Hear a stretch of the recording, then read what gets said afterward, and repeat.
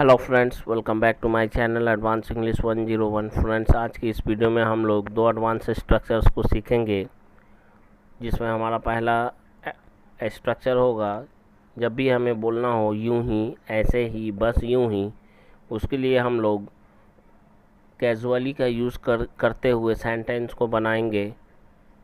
सबसे पहले हम अपना कंप्लीट सेंटेंस रखेंगे, उसके बाद हम कैजुअली का यूज़ करेंगे। या स्ट्रक्चर है सेंटेंस प्लस कैजुअली। कैजुअली का मतलब होता है यूं ही, ऐसे ही, बस यूं ही।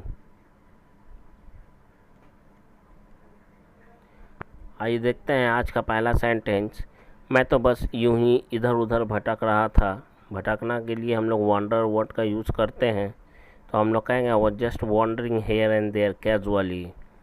आई was just wandering here and there casually.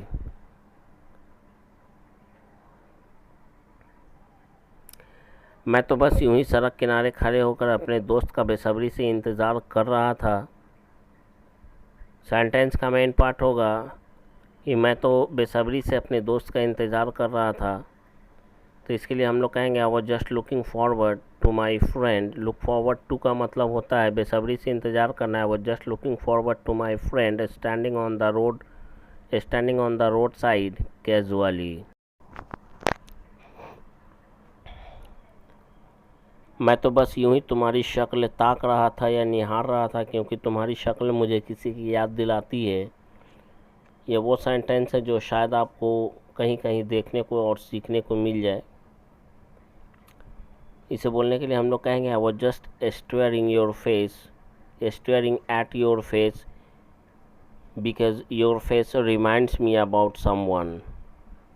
I was just staring at your face because your face reminds me about someone. Stare के साथ हमेशा at का यूज़ होता है।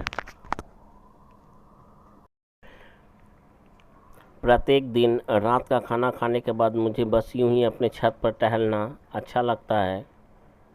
इसको हम लोग बोलने के लिए, इंग्लिश में बोलने के लिए हम लोग कहेंगे I love to stroll on my roof casually after having supper every day. After having supper का मतलब यहाँ पे हुआ रात का खाना खाने के बाद। सपर का इंग्लिश मीनिंग होता है last meal of the night, यानी रात का आखिरी भोजन।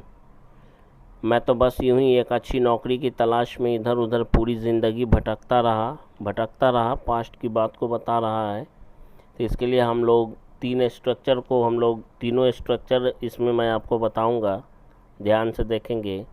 I just kept wandering the whole life here and there casually in search of good job.